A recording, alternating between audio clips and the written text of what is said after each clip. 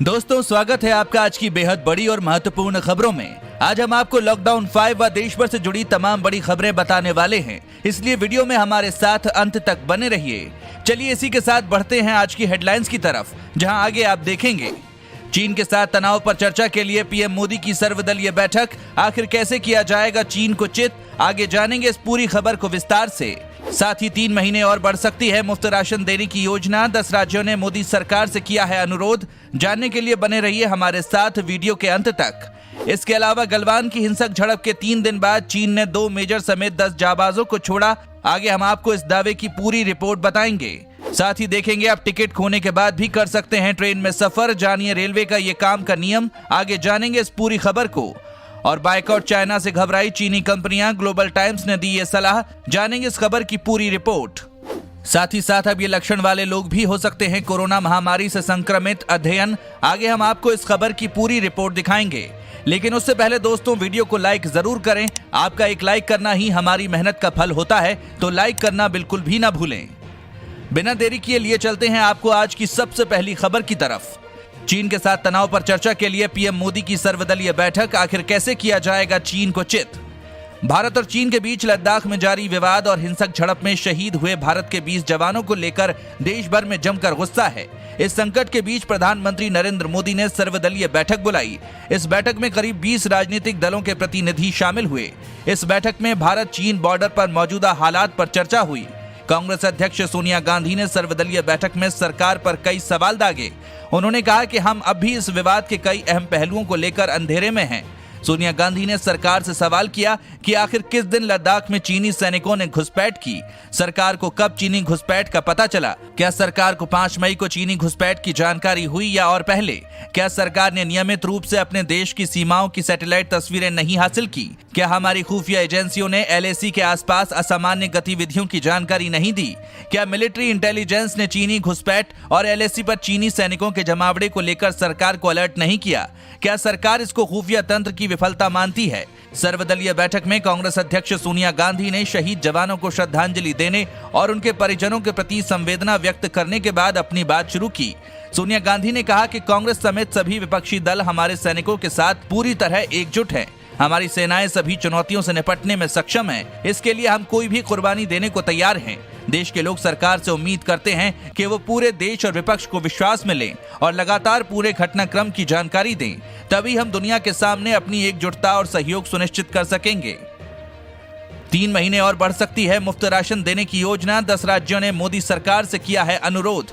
दोस्तों, आपको बता दें कि 10 राज्यों के अनुरोध के बाद मुफ्त राशन देने की योजना को 3 महीने के लिए और बढ़ाया जा सकता है। One nation one ration card को लेकर 14 राज्यों के साथ गुरुवार को बैठक हुई थी, जिसमें केंद्रीय खाद्य मंत्री रामविलास पासवान ने इस बात का संकेत दिया। बैठक में कई राज्यों ने प्रधानमंत्री गरीब कल्याण योजना के तहत दिए जाने वाले मुफ्त राशन की मियाद बढ़ाने का अनुरोध किया। रामविलास पासवान ने जानकारी दी कि सभी राज्यों के अनुरोध को प्रधानमंत्री कार्यालय भेज दिया गया है। उन्होंने बताया कि केंद्र सरकार राज्यों के अनुरोध पर विचार कर रही है।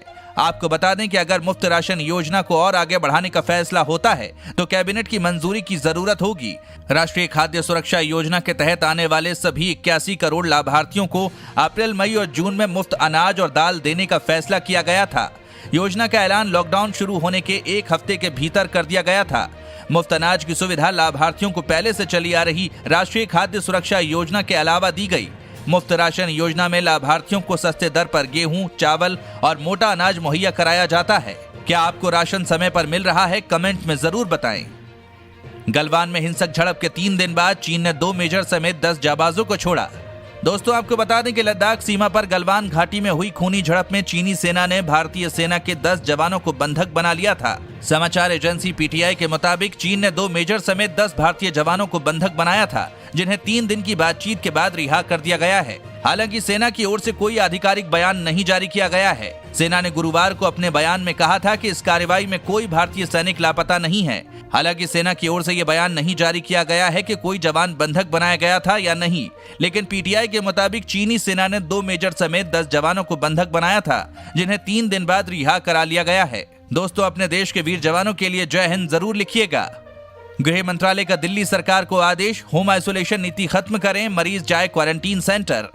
दोस्तों आपको बता दें कि केंद्रीय गृह मंत्रालय ने दिल्ली सरकार को आदेश दिया है कि दिल्ली सरकार अपनी होम आइसोलेशन नीति खत्म करे। इस आदेश में यह भी है कि अब मरीजों की रिपोर्ट पॉजिटिव आते ही उन्हें कम से कम 5 दिन के लिए क्वारंटीन सेंटर में रहना होगा। दिल्ली सरकार की होम आइसोलेशन नीति के अनुसार कोरोना के जिन मरीजों में लक्षण नहीं होते हैं या कम लक्षण होते हैं उन्हें अस्पताल में नहीं जाना पड़ता, बल्कि उनका इलाज घर पर ही होता है। दिल्ली में ऐसे मरीजों की संख्या काफी ज्यादा है। हालांकि अगर ये आदेश लागू हो जाता है तो मरीजों में पैनिक बढ़ने की संभावना है। जानकार कहते हैं कि अभी हल्के या बिना लक्षण वाले वो मरीज जो अपने घर में ही रहते थे और उस वातावरण में ठीक हो जाते थे, उन्हें क्वारंटीन सेंटर में जाना पड़ेगा, तो उन पर मानसिक तौर पर बुरा असर पड़ सकता है।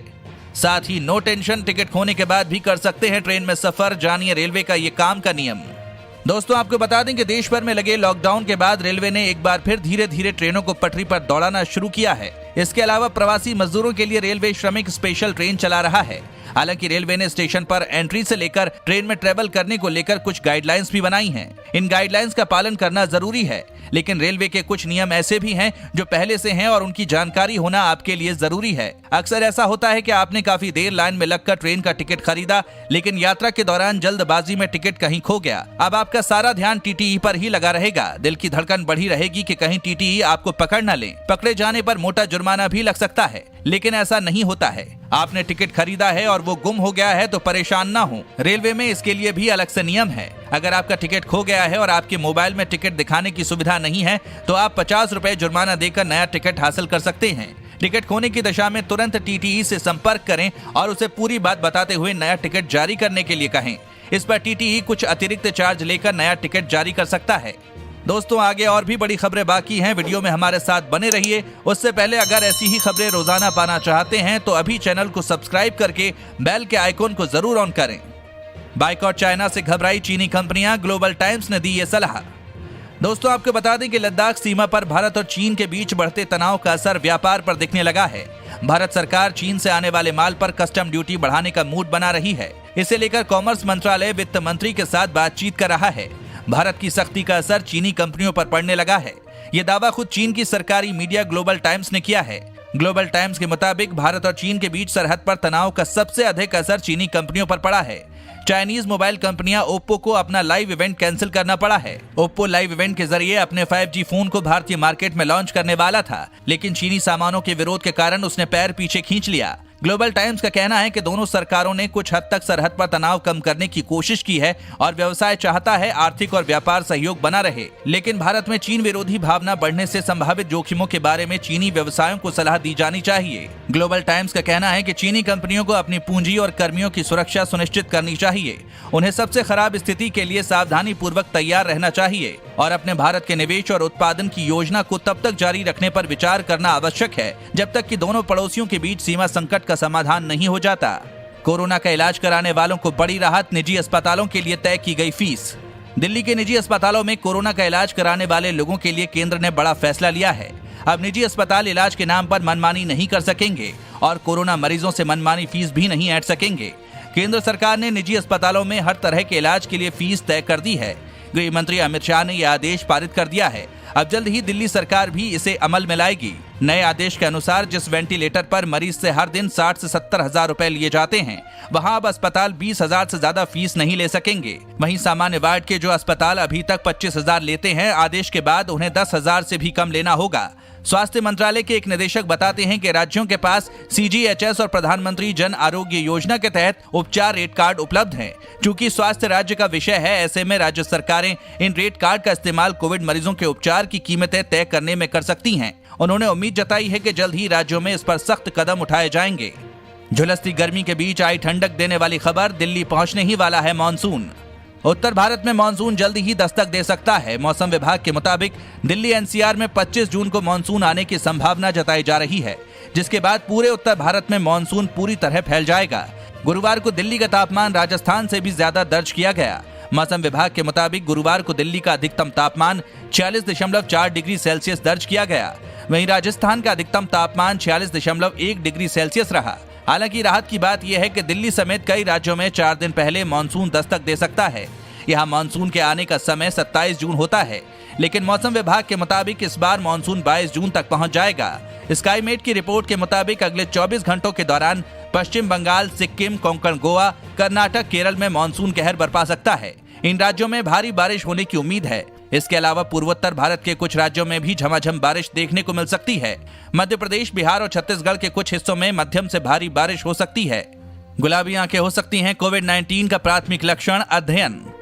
आपको बता दें कि खांसी, बुखार और सांस लेने में तकलीफ जहां कोविड-19 के आम लक्षण हैं, वहीं एक नए अध्ययन में पता चला है कि आंखों का गुलाबी दिखना भी इस महामारी का प्राथमिक लक्षण हो सकता है। कैनेडियन जर्नल ऑफ ऑप्थेल्मोलॉजी में प्रकाशित अध्ययन रिपोर्ट के अनुसार कंजक्टिवाइटिस तथा केटोकंक्टिवाइटिस भी कोविड-19 के प्राथमिक लक्षण हो सकते हैं। अनुसंधानकर्ताओं ने उल्लेख किया कि अल्बर्टा स्थित रॉयल अलेक्जेंड्रा अस्पताल नेत्र रोग संस्थान में 29 वर्षीय एक महिला गंभीर कंजक्टिवाइटिस और सांस लेने में थोड़ी तकलीफ की शिकायत के साथ पहुंची। कई दिन के उपचार के बाद की हालत में थोड़ा सा ही सुधार हुआ। उन्होंने कहा कि इस दौरान पता चला कि महिला हाल ही में एशिया से लौटी थी। आपको बता दें, इस पर रेजिडेंट डॉक्टर ने उसकी कोरोना वायरस संक्रमण जांच कराई, जिसमें वो इस विषाणु से संक्रमित पाई गई। कनाडा की एक यूनिवर्सिटी के एक सहायक प्रोफेसर कार्लोस सोर्लाटो ने कहा कि इस मामले में रोचक बात ये थी कि इसमें मुख्य बीमारी सांस लेने में तकलीफ की नहीं बल्कि आंख की बीमारी थी। उन्होंने कहा कि महिला को कोई बुखार नहीं था, कोई खांसी नहीं थी, इसलिए शुरू में हमें उसके कोविड-19 से पीड़ित होने का कोई संदेह नहीं हुआ।